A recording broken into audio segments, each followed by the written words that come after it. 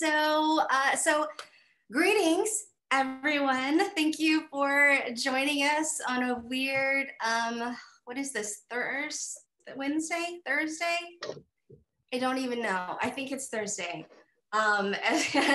We are very, very lucky to be joined by Karen Quinn, who wrote our amazing book, The Sunset Route. It's so good.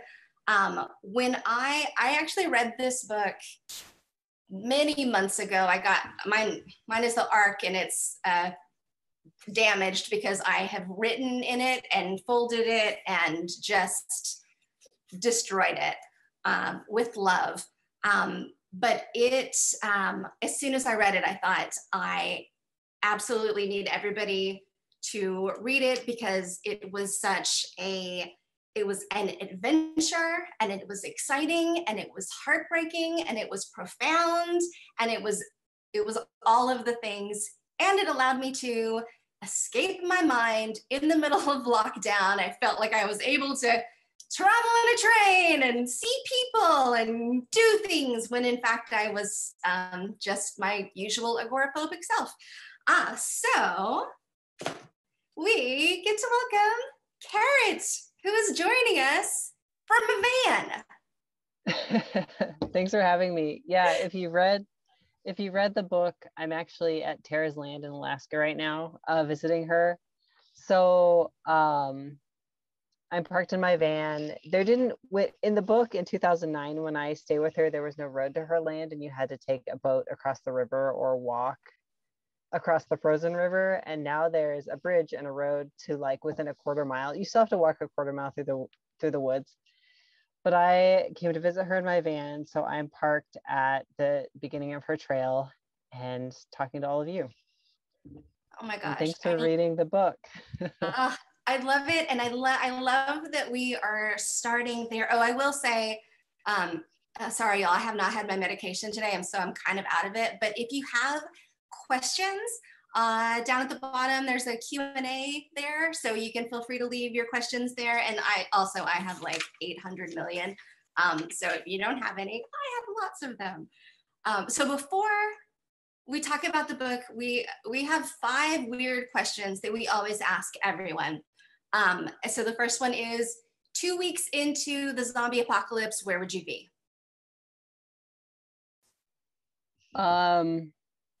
Probably here, somewhere in Alaska. Maybe on Tara's land, or, probably somewhere in Alaska. Alaska seems pretty safe for a zombie apocalypse. It's like low populations, so fewer zombies. Yes. Of the dozens of people I have asked that question to, you would be the one that I would be most likely to say you're going to survive it. So you will bring on the rest of the world. I will have been dead probably 2 weeks earlier. So what is your favorite word? I don't know if I have one favorite, but I really like the word bougainvillea. I like the way it's spelled, and I like the way it sounds, and I like the way it sounds in my head.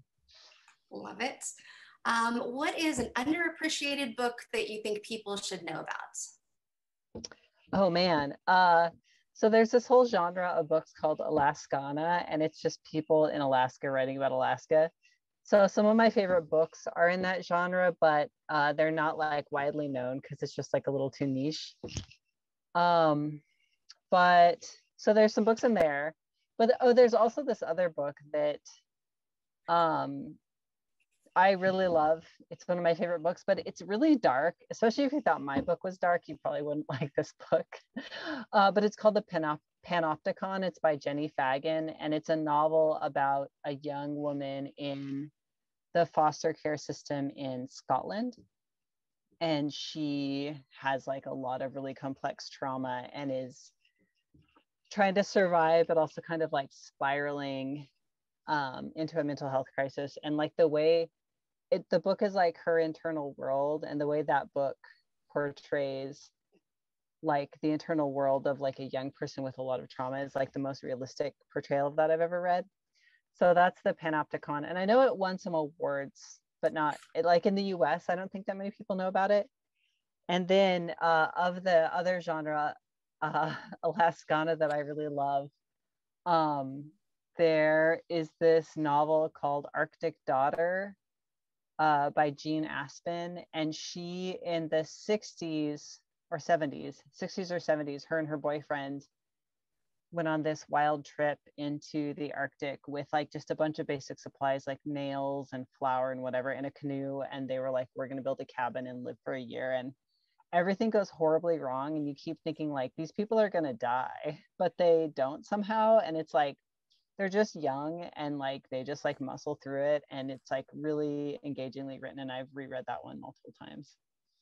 Love it. I actually just finished It Happened in Alaska. I don't know if you've read that, but it was really good. It's more almost like a history sort of book, but it has all of these like weird things that have happened in Alaska during this history. It's fascinating. That's cool. I haven't read that one. Sounds good. Very good. Let's see. Okay, so let's start with, so why did you write this particular book? I've always had this compulsion to tell the interesting stories of my life.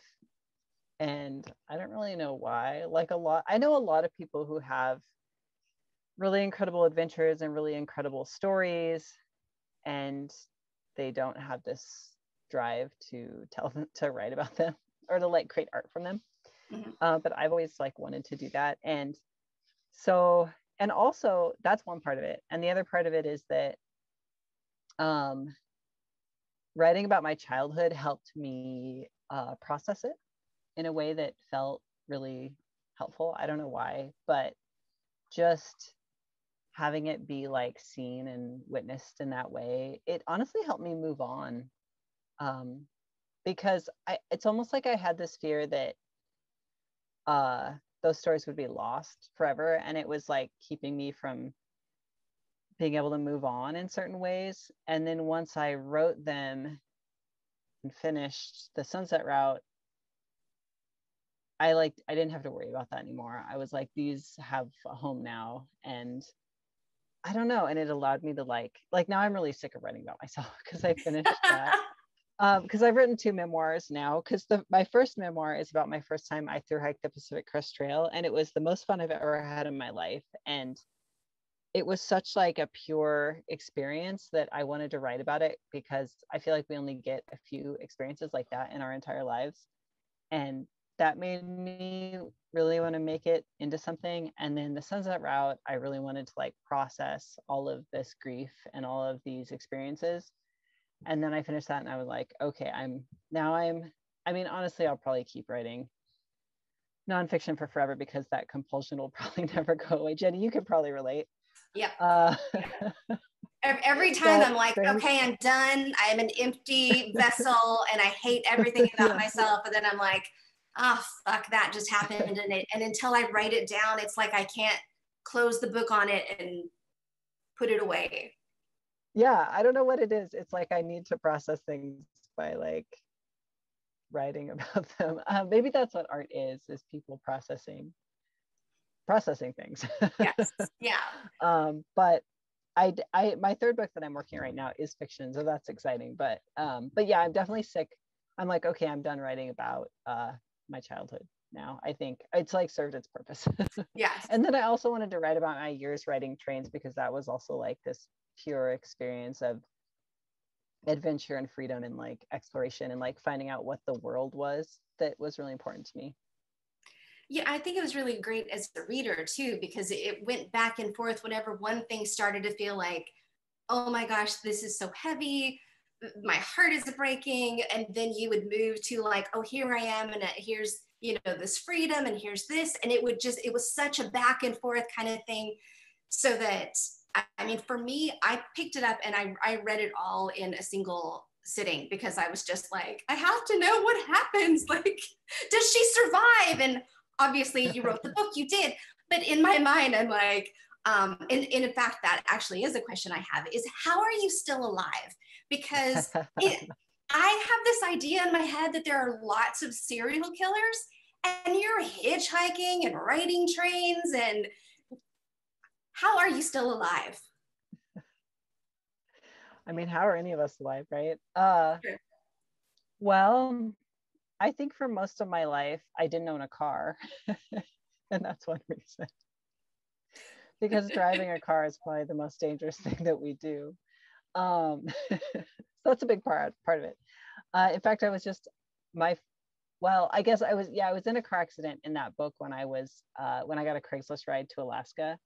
But other than that, like I got in a small car accident earlier this year, and that was kind of like the first car accident other than that one in the book, because I was like, oh yeah, I like haven't, compared to most people, I haven't spent that much time in cars. But hitchhiking alone is very dangerous. I don't recommend it. People shouldn't do it. Hitchhiking with a friend, I think, is actually really safe, because that'd have to be a pretty ambitious serial killer, to off two people.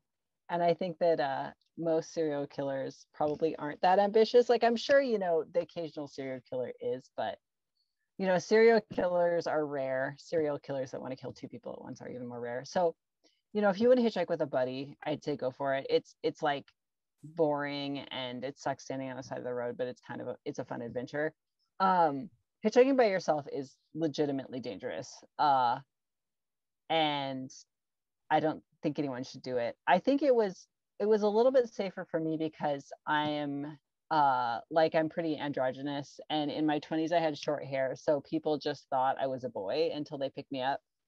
And I mean, I have man friends who've hitchhiked and ended up in sketchy situations, so it's not even safe if people see you as a guy. But it was definitely safer. Like, not that many people saw me as like a potential target because of the way I looked. So but I definitely preferred to hitchhike with friends.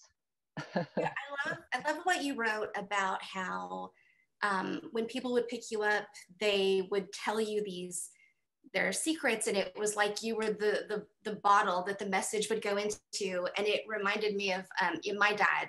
We lived in rural Texas, and he would always pick up hitchhikers everywhere. And in fact, like, would pick them up with me and just be like, well, let's just go on an adventure. We don't have any place to go. Let's just drive them as long as they want to go. And we would always get such great stories. But I also heard such amazing stories from my dad, who I don't think would have told me the same stories, but had no problem telling these strangers. And so, yeah, it kind of brought back some fun memories for me. Yeah, I think hitchhiking with a friend is like super safe and a really interesting way to like interact with strangers. Yeah. Yeah. So did anything not make it in? Were there any things that you were like, this is, past my boundaries? Yeah, there was, so it was hard to know how much of my the terrible experiences of my childhood to put in, because I wanted to create that contrast between like the dark shit and the like beauty, because I thought that was beautiful, and so I wanted to have that, but I didn't want to put too much of the dark stuff in, because I didn't want to just drag someone through like every terrible thing that had ever happened to me. No reader wants that. Like, so at first I wrote everything in the early drafts, and so originally it was like this 150,000 word like chaos manuscript that was like every bad thing that ever happened to me as a kid, and then I cut the majority of it out. So even now I'm like, maybe I should have put less. Because I think you can kind of like allude to things. You don't have to like drag people through everything. So it's hard to know. It's like really hard to know. Because I also want people who grew up similarly to me to like feel seen and be able to relate. Because when I read books like that, I feel seen and I can relate. So yeah, there's a lot of traumatic stuff that I left out, because it's not necessary. Like, I just wanted to give people enough to create the vibe, and then have the rest of the story be like my later years. Yeah. Well, I think you succeeded in that, because I not only when we opened up the discussion, there were so many people who were sharing their own stories, and a lot of people who were like, this was really hard for me because I have such similar experiences. And for some people that was quite painful, but for a lot of them it was in a lot of ways cathartic. And I know even for me personally, even though our lives are very different, there were so many times that I would read a story and be like, oh my God, that reminds me of this. And oh my, and I think everybody has, you know, stories of, you know, neglect or mental illness or, you know, dark times or weird times. But I just loved the way that you did it. And, you know, one of the things that you just said about being seen, it's interesting because, sorry, I have to read every book that I read, I have to read it 3 times because I have memory problems. And so like the first time I read it and I'm like, do I like it or not? And then the second time I read it, if I like it, then I start to go like, okay, what is this book about? And then the third time, then I kind of go, oh, okay, this is what it's really about. So my second read, I was like, oh, this is all about running away, like running away from loneliness and connection and, you know, running away from this and running to. And then the second time I read it, I was like, no, I think it's more about invisibility, about, you know, how children can become invisible and, you know, through neglect, we can become invisible. And the, you know, even, you know, with your mom with, you know, it seems like in so many ways she was kind of invisible to the community. And even in the end, when you try to find her, she's still sort of, you know, this transient, like, no, somebody's kind of seen her, but not really. And, you know, you had this part in the book about when you got sort of stuck in the train yard and you had to get out, and you talked about that code of invisibility and how you were so embarrassed because there was that code of invisibility that you had broken where the people are supposed to like pretend they don't see you and you're supposed to pretend to not be seen. And the third time through, I just kept hitting over and over again how this is all about seeing the things that we don't necessarily want to see or that are uncomfortable to see, but that we need to see. Yeah, that's cool that you picked up that theme. I don't think I intentionally made that a theme throughout, but it makes sense that I did subconsciously because you're right there.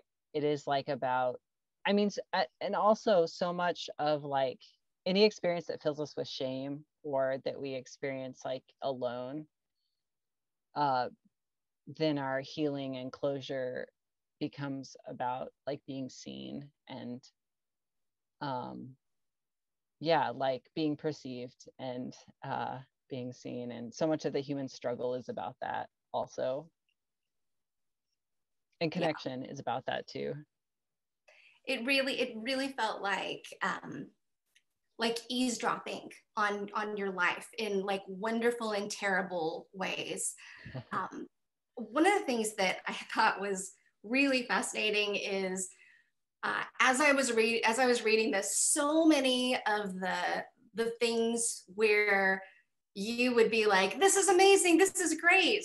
I was like, this would be my biggest nightmare. Like this would be so, and in fact, there's one section where you talk about Sammy's mom or stepmom, and you know, and she's like a successful, you know, costumer in Hollywood, and you ask, you know, are you happy? And she's like, no, not really. And you're like, how unfair it is that Sammy and I have this freedom and this. And I'm like, you're homeless.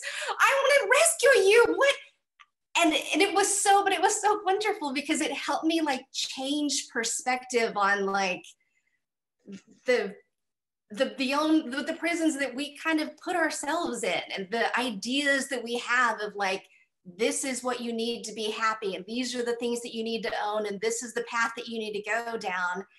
And instead it felt like you were showing like, this is my path and there's some parts that are great.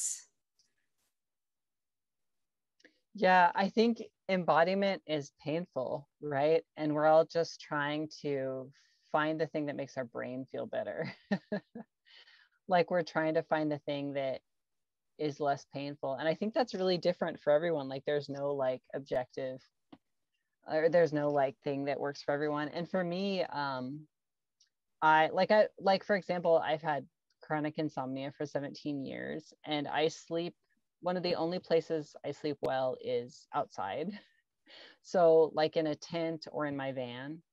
And so when I'm living in a house, and sleeping in a bed in a bedroom, I'm like slowly feeling like worse and worse and worse and like exhausted. Like if you've ever had insomnia, you know, I'm sure you like know how it feels, like where you're just like tired and like everything kind of low key sucks because you just can't sleep enough for your body to like do all the reparative stuff it does during sleep. So that's almost all the time that's what I experience when I'm like in a bed in a house. But for some reason, if I'm in a tent or in my van, I sleep great. And so then I wake up every morning and I'm like, I feel incredible.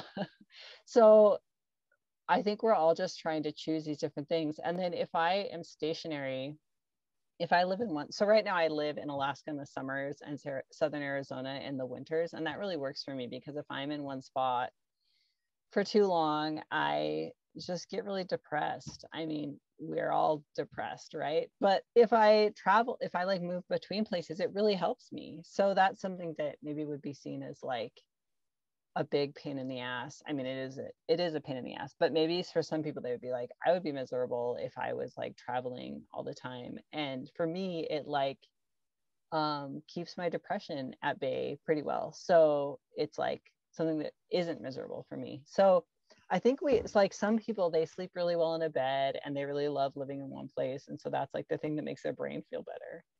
But we're all just trying to like make our brains feel better. Exactly. And I love that. And I love how often you really challenged like my ideas of, well, everybody would be more comfortable with this or with that. And yeah, it was very good. So were you ever able to find your mom? Yeah, I did find her actually. It's funny, you're the first person that's asked that. Yeah, so 2019 it is when I started looking for her, and that's sort of the end of the book when I'm looking for her. And then last summer 2020 I found her. So I'd thought, so as far as I know, she'd been houseless since 1997, which is like 23 years or something.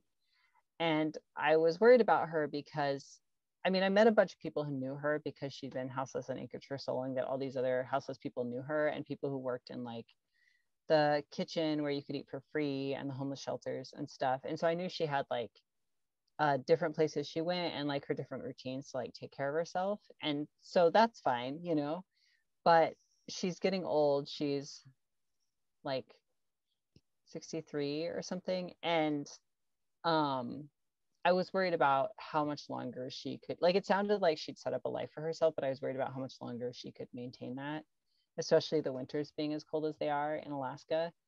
And so I really wanted to just make sure that she was okay. But I didn't really want to like interfere in her life if she didn't want me to. Like, I was like, you know, she's fine, you know.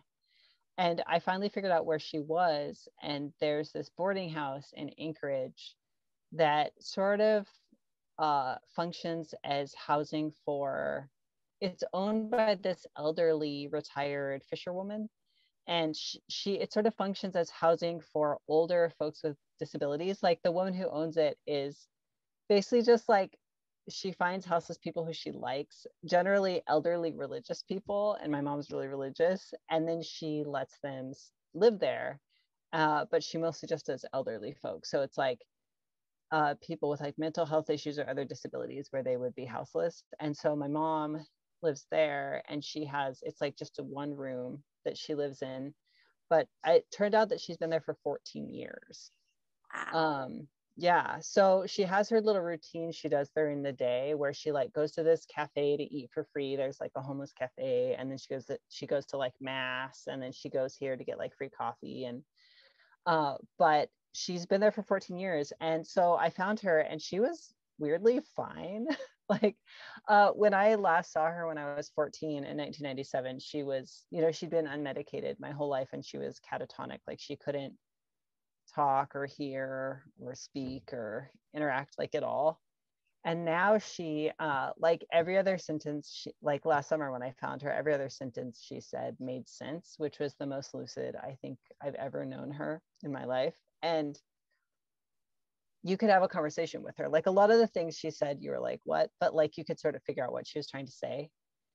And so I think she's medicated. I don't know what her journey has been like or what that process was like. I'm sure it was like not pretty, and that the services available for severely mentally ill houseless people are pretty awful, but she figured out how to have this life, and she has her little routines. She's like still like super mean and kind of like terrible. So I visited her, and then I was like, okay, you're fine. And then she started calling me obsessively and just like praying the rosary because I told her I was gay. And she was like, no, you're not. And then she just started calling me. So I blocked her. So I just get her voicemails and I listen to them, and I'm like, okay, you're still alive. You're fine. I'm like, you're fine. So because I'm really into, when people have like if you or people are abusive to you as a child, like family, I think it's okay to care about those people and have compassion for those people and not want them to suffer, and also like completely not have them in your life. So I'm just going to continue to check in on her and make sure she's fine. And other than that, like, I don't need to ever see her again. I think that's incredibly compassionate and empathetic, all things considered. So bravo you. Yeah, I mean, she's suffering so much. Like the fact that she has had such severe mental illness her entire life and that she's alive is wild. It is truly bonkers. And that she's made this life for herself. And I don't want her to suffer more. Like, I don't want her to end up houseless again. I don't want her to be in a sketchy situation. But like, I met the owner of the boarding house. She seemed really cool. And like, I know that my mom's been there a long time and she's okay. So I'm like, okay, I want to make sure she's okay. But I don't need to like see her. Yes. Like she's fine. Yes. So I've never written about this before because it's sort of someone else's story. But one of my very close family members, when I was growing up, also had like some very severe mental illness, and it showed up with religious stuff. And so he would be convinced that we were all going to go to hell, and he was just very paranoid and just scary, until I was a little older, and then he got medicated, and now he's fine. But every time he goes off his medication, I can always tell because he'll call and he'll just say some really strange stuff, and I'll be like, okay, let me no, get back, you got to get back on your medication. I can tell. And for a long time, it really drove me a lot away from religion and spirituality. And when people would talk about religion and be like, God bless you, I would be like, oh, that person's fucking crazy. Because in my head, I'm like, crazy people go there. So I wondered if it affected your your religious views growing up with that. It's so interesting how our brains sort of sort really difficult experiences, and how it makes us see different parts of the world. So growing up, it was interesting because my mom's intensely Catholic, and all her delusions are religious, and my extended family is very Catholic too, but I didn't grow up with them until my grandparents adopted me, so it was just my brother and my mom, and I was just in her version of Catholicism, which is like, we didn't really go to mass when mass was happening. I didn't learn a lot about like by the book Catholicism, but I did experience this like hallucinatory, like trippy sort of enchanted, possessed Catholicism that she experienced. And we would go to the church often in Anchorage when there wasn't mass, and she would like speak in tongues and just pray by herself. And what's interesting is I've always had this fondness because of that for certain parts of Catholicism. Like I'm not I'm not a practicing Catholic, and obviously the Catholic Church is, just trash, just a big institution that does terrible things. But I'm really drawn to certain Catholic imagery, especially the way that different people around the world, like who have had Catholicism like forced on them, will merge Catholicism with their own like different traditions. Like like Latin American Catholicism, like Mexican Catholicism, like the imagery and the aesthetics, and any sort of Catholicism that is like becomes more like people-based and place-based and sort of like magical uh and kind of like witchy, I think is really cool, like sort of like mystic, like so so I really like sort of yeah, just sort of like trippy mystic Catholic Catholic imagery.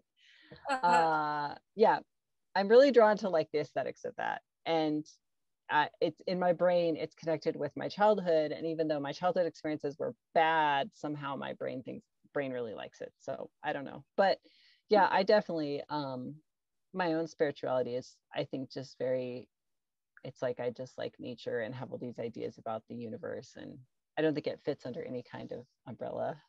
Yeah. I really liked, there was a paragraph, and I'm gonna get it wrong, but about this guy who like picked you up and helped you get around, and that he prayed for you and was like, angels watch over, and as I was reading that, I was like, oh, another crazy person. And you were like, but he was the angel, and this is how God kind of becomes real. And all of a sudden I was like, oh, I'm such a cynic. No, you're totally right. And over and over you did that, where I was like, oh, I hate that person. And then you would say, like, when you talked about the suicide hotline, and you were talking about all of these things, and I've called the suicide hotline more a number of times than I can count. And you talked about, you would share all this and the guy would just say, uh-huh, uh-huh, uh-huh. And I was horrified and so mad. And then like 2 paragraphs later, you're like, and it was exactly what I needed. And he's carrying around that. And I'm like, oh, damn it. You're totally right. Like, we just need to be seen and heard. So I love that so often these stories that I'm like looking at in a negative way would turn in such a positive way. So do you consider yourself to be an optimist? I think, it was interesting that time when I called the suicide hotline. I think that was my first experience with that kind of active listening, or what, I don't know what it's called, but where all people say is like, just the minimal, like, I'm sorry, that sounds hard. And it turns out that that's actually like my I know everyone has their individual preferences, but when I'm like in therapy or like yeah, in that kind of space, that's like my favorite way to be like have space held for me or whatever. And like, not everybody's like that. Like my girlfriend, she really likes it when people are more active, like when they say like, oh man, that sucks, and like sort of help her problem solve. And they're like, well, could you do this, or could you do this, or oh man, and kind of get like upset on her behalf. And I think that, yeah, the way that guy did, that's actually like my favorite thing, when I'm like, man, this thing happened to me and blah blah blah, and someone's like, that sounds really hard, I'm sorry. That's like my favorite. But I mean, it goes back to being seen. It goes back to this invisibility and having somebody say, oh, I recognize that, I see it. Yeah. And we all have different preferences for what makes us feel seen. Like, it's really interesting to me. Like, we all have like really different, the thing that like scratches that itch that makes us feel like the other person cares. Or, but I think, I don't know if I think we're all optimistic in some ways, and we're probably optimistic. Different people are optimistic in different ways, but I really like talking to strangers. I think it's like this magical sort of liminal space where people can be really unguarded sometimes, especially if you're doing something like hitchhiking. People, it feels intimate in this way that you're like in somebody's car with them, which is a very personal space. And then people often like say things they wouldn't say to anyone else, or you just end up feeling really close for some reason. I don't understand it, but I think in that book there was a lot of experiences like that, where I was hitchhiking, I ended up in a car with somebody, and then we would have these like moments of, yeah, connection that were really magical. Yes. But I still don't understand why. But it's awesome, and I'm so glad we were able to eavesdrop on in it, because I was able to pick up on so many things. You know, there was one thing, and we have questions, but I just have one other thing that I just wanted to say, like a thank you for. So you talk a little bit about, you know, some OCD stuff and eating disorder and all of that. And I, when I opened up the discussion, I saw people who were like, I don't understand. Like, how could she have an eating disorder? She was starving to death before. How could she starve herself intentionally? And I, first of all, I was like, I mean, because I had an eating disorder too, and you do, that's just what you do. But what I loved was you had this section where you stopped having an eating disorder at the time because it was no longer useful to you. And that was exactly what happened to me. And I always, in my head, I always look at, you know, my OCD and dermatillomania and trichotillomania and eating disorder and all of this stuff. And I would feel like that was like a really damaged part of me. But the way that you put it, it was useful. I mean, it was horrible. Nobody should go through it. I'm so glad that right now I'm not, you know, suffering from any of that stuff, but it can be really useful when you're wanting to not feel pain from other things. And I don't know, I really loved that way of re-looking at the things that that we go through.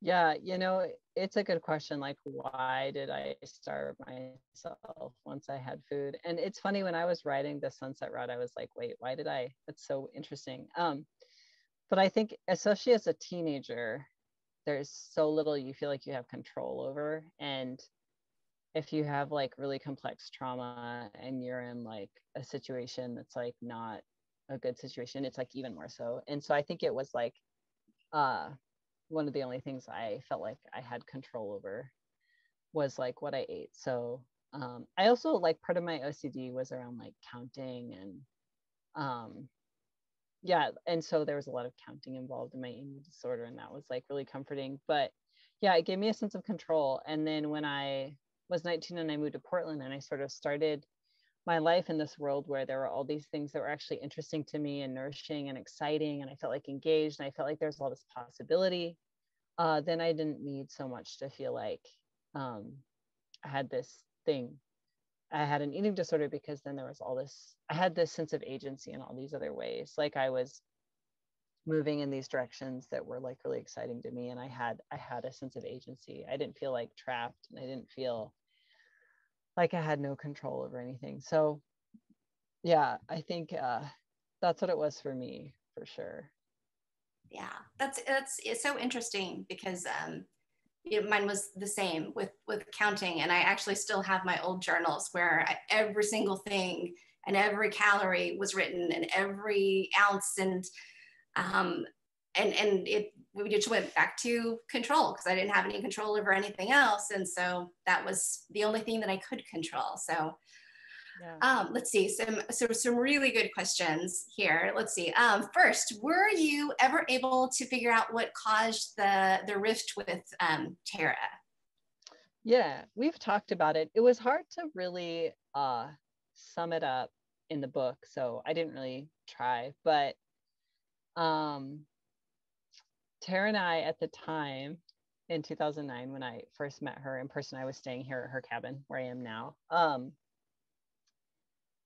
We were both, I mean, we both have really complex trauma, and she's actually a writer. She's actually a brilliant writer. And that's one thing I didn't include in the book. You asked like some stuff that got cut out. So I originally had a lot more of her story. And then this is what I did with Friends, who I wrote about. I sent her the part with her in it, and I was like, is this okay? And she was like, actually, could you take out like almost everything? And I was like, yeah, okay. But if you Google Tara Burns, you'll find she writes a lot about like sex work, and she's a sex workers' rights activist, and she's managed to get some laws actually changed in Alaska around the way that sex work is criminalized. And she's done really cool stuff, and you can read a lot of her writing online, and a lot of it, some of it talks about like her growing up in Alaska. But oh no, I lost the thread. Wait, what was the question? Did you ever find out why? Oh yeah, okay, yeah. So when I stayed with her when I was in 2009, so we both have really complex trauma, and we're both, I mean, our friendship is great now, but at the time we were both, you could probably say, overly sensitive and also didn't have any boundaries, and also like deeply codependent. So we just became super close super fast and like pretty codependent and kind of like merged. And then we had that small fight around the caribou where I thought she was being paranoid, and it like reminded me of my mom, and so I sort of snapped at her and I was like, you're being paranoid. And then that hurt her feelings, and then it felt so bad that she just, I mean, there was a few other things too, like we had disagreements about different stuff, just like, you know, conflict that comes up in a relationship, but we were both so sensitive and we'd gone way too fast and hadn't had boundaries, so that minor conflict felt like devastating. And so she's really, I don't know if she does this anymore, but she used to be like really good at holding grudges, so she didn't talk to me for like 3 years, or maybe it was 5 years, it was like 3 to 5 years.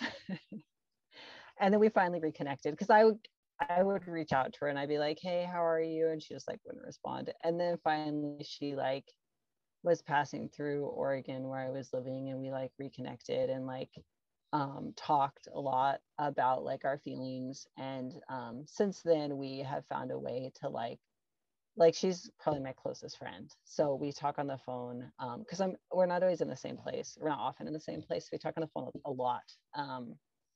And I come visit her whenever I can, and things feel really good. But yeah, we both had to do like a lot of growing up around relationships and like healing some of our own like relational stuff.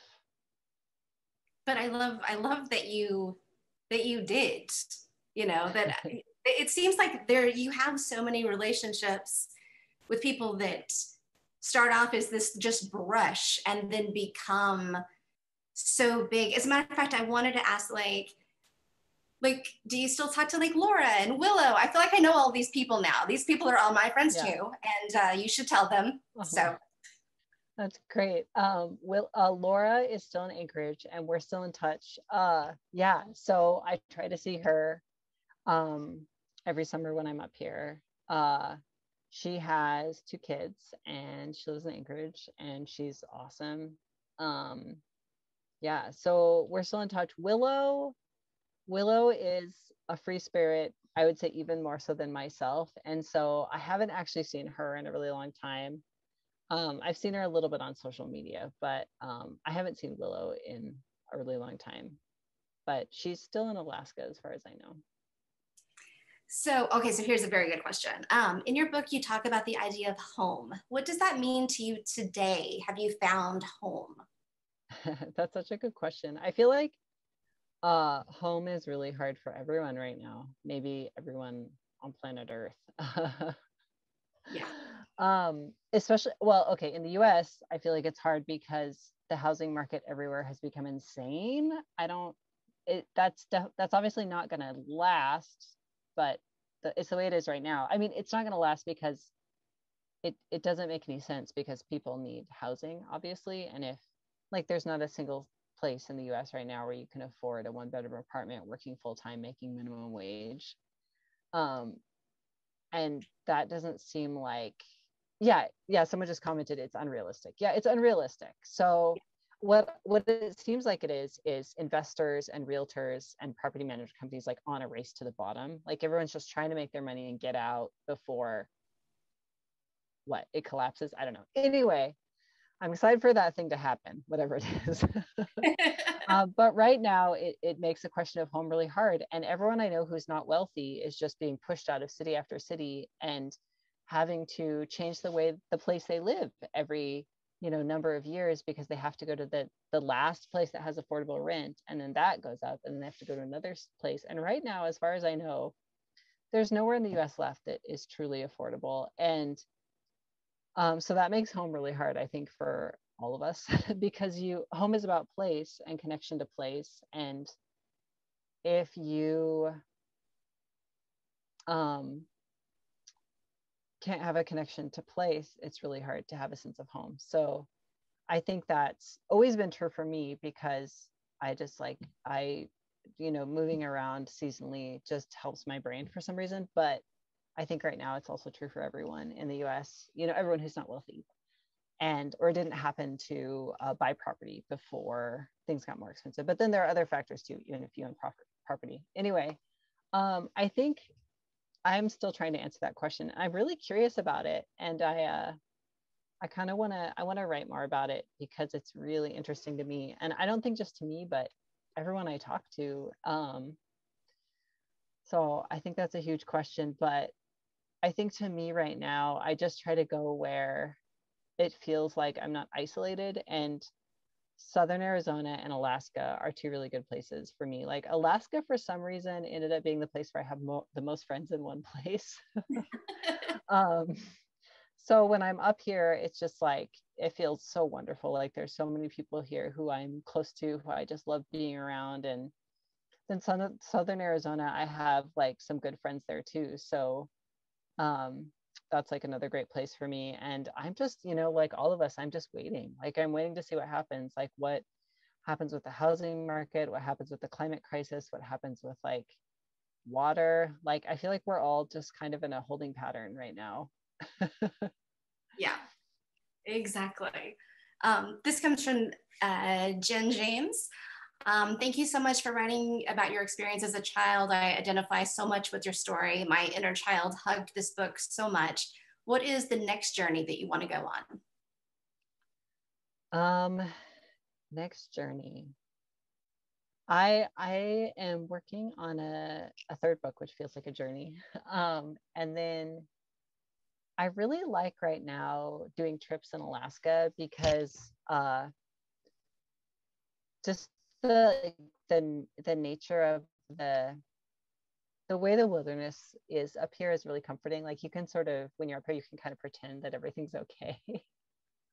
There's no like wildfire smoke. There's like just plenty of wilderness left. There are these different factors. It kind of feels like you're not in the US.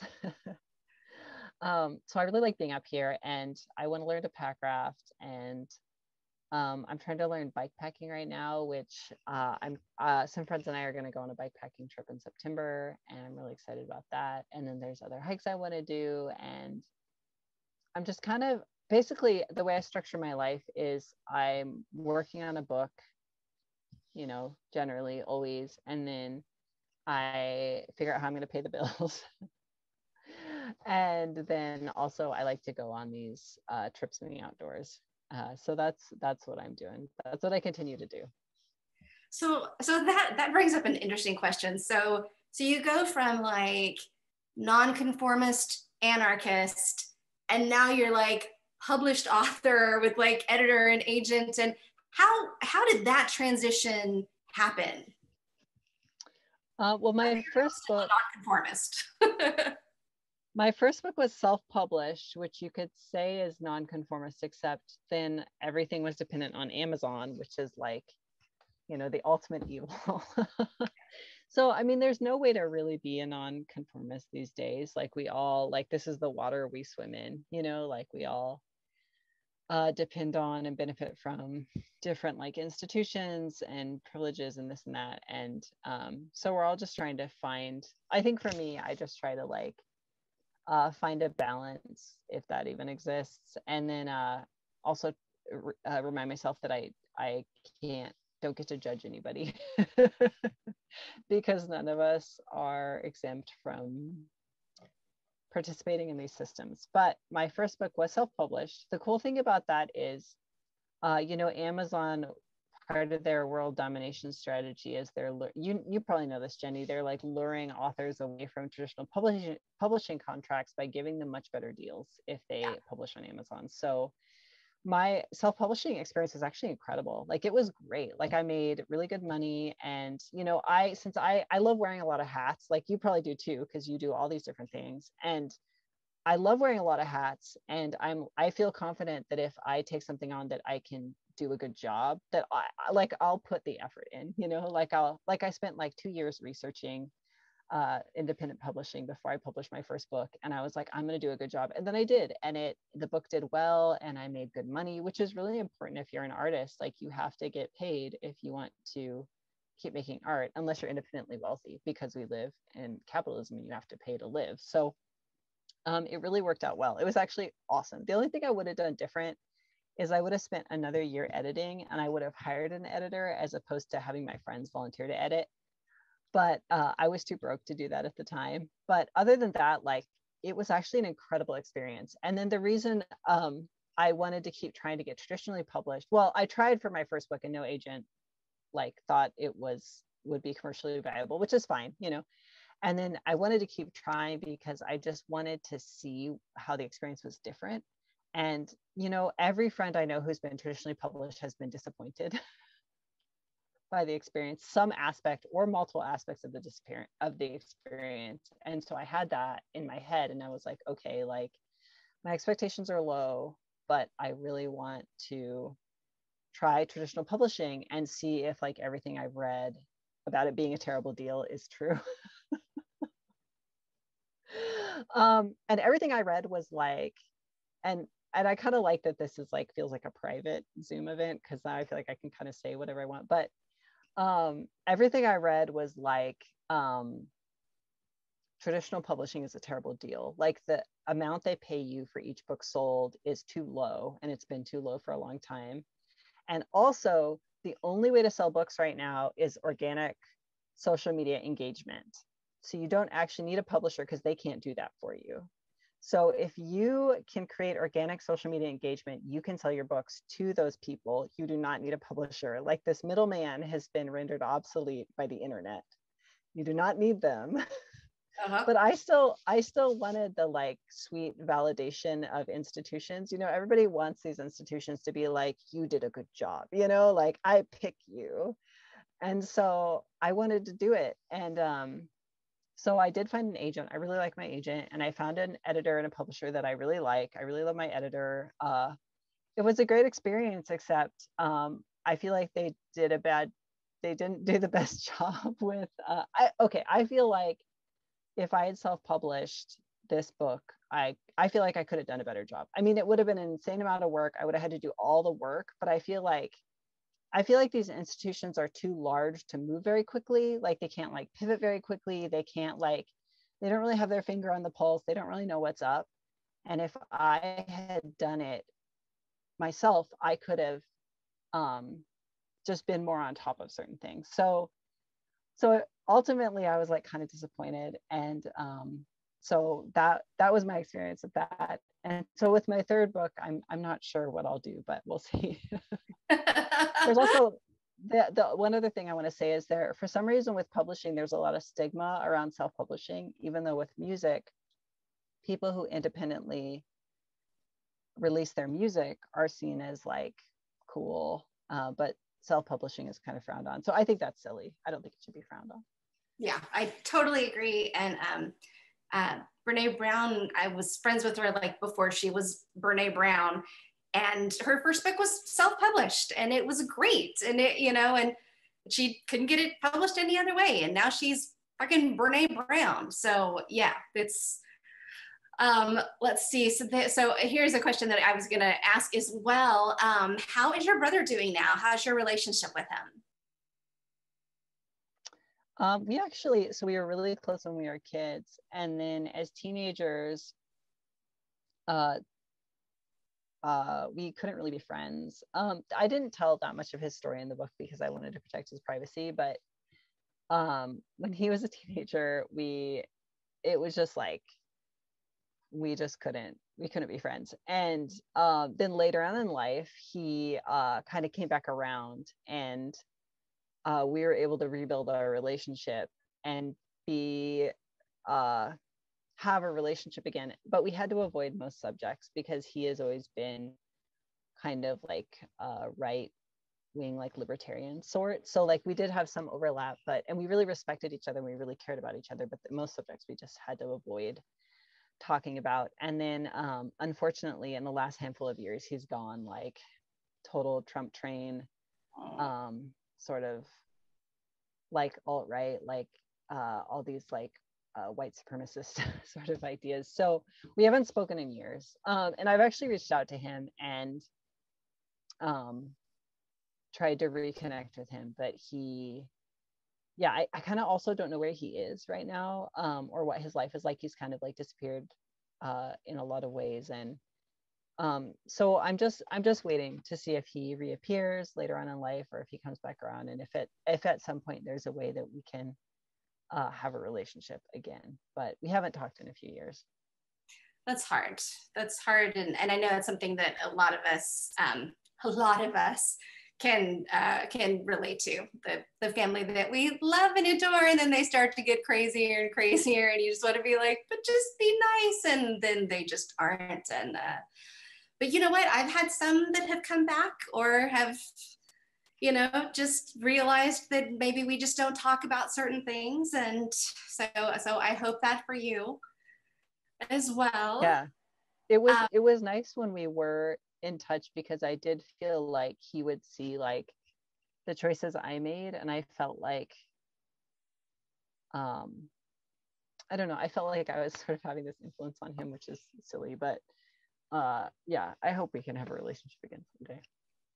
Yeah, I have some family members like that, and some of them where I'm like, you know what, I'm going to do my good job for the day, and I'm going to go and I'm going to be nice to them on Facebook, and I'm just going to bring up actual facts and talk about why they just said this horrible racist thing, and then there are some where I'm like, okay, well, you might be my grandfather, but I don't ever have to talk to you again, so let's just walk away from that. So yeah, you gotta pick your battles, and give people permission to make mistakes. And let's see. So this and it's right at 7. So this is the perfect one, or 7 for me. Who knows what it is for you in Alaska? Let's see. So can Carrot show us at the end of the interview out the window, because we would love to see what it looks like if she would like to share it with us. Yeah, I'll show you. It's raining right now, but so I'm parked on this road that goes to the trailhead that goes to Tara's land. So I'll take you outside. Well, first here you can see my how do I do this? I'm gonna turn it around. Okay. Wait, what? Oh, okay. So here's my van. This little stand I had my phone on just now. The water bottle with the book stacked on my little pot. But there's that, and then we're gonna go outside. It's cool. The fireweed is blooming, which is really nice. Oh wow! So this is all the fireweed, and this is it's called the Boreal Forest. So it's this northern circumpolar forest that goes all the way around the top of the planet. So it's like Alaska and the Canadian Arctic and like Siberia and like all these other places around the top of the planet. But it's this really simple forest. The trees don't grow very big, which is kind of cool because they aren't like lucrative to log at all. So there's, in the main part of Alaska, there's like 0 logging, which is really cool. But so these are birch trees, and the forest here is basically just birch and white spruce and black spruce, which are these like tall, skinny conifers, and aspen trees and cottonwoods, and that's it. And right now it's fall. So August is a fall month in Alaska. So the fireweed is blooming, which happens in fall. And that's the forest. And then this is the road that goes just out to some public lands. And I'll show you guys this is my van. The paint, it needs some paint on the front. And Tara lives in the interior, which anywhere in, on a continent where you get far from the sea, the summers get really hot and the winters get really cold. So like the Midwest, for example, and the interior of Alaska is like that too. So where Tara lives, it's actually really hot in the summer, which is really interesting. Like 90 degrees. And in the winter, it's like 50 below. Oh my God. I cannot even imagine that. That was so beautiful. And I don't know if it did the same for everybody else's, but I think just because like we're so far away, it made this like really beautiful sort of like, it almost looked like an oil painting. And now I'm incredibly jealous, and it felt like I could breathe for a second. And so, oh my gosh, thank you so much for sharing that. Thank you for sharing everything, your stories and the people in your life. And this was such a pleasure. I had such a good time. Thank you so much for joining Thank us. you. Thank you so much for having me, Jenny, and for also for picking my book for your book club. Of Yeah, course. that was incredible. Oh, It was it was so good. It was fantastic. And thank you to everyone who is still here, even though it's like a weird time on a Thursday night. And this is this month's book, Mrs. March. And yours looks different than mine because mine's an advanced copy. But it's like Shirley Jackson, Alfred Hitchcocky, like it's very, very good. And then pretty soon I'll be announcing next month's book. I think I just have to make sure that we're going to be able to get in enough. So yeah, so we're set. And thank you, everybody. And thank you, Carrot. And tell Tara that we said hi. Tell everybody we said hi. I will. Thank you so much for having me, Jenny. Sure. Bye. Bye.